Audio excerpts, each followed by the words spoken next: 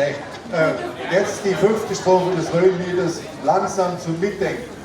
Bertolt Düger hat es geschrieben, ich will es nur sagen, nicht, dass es anschließend alles trifft. Also, los geht's. Anfang, Ton und... Hast du den Rucksack mit Schinken und Wurst?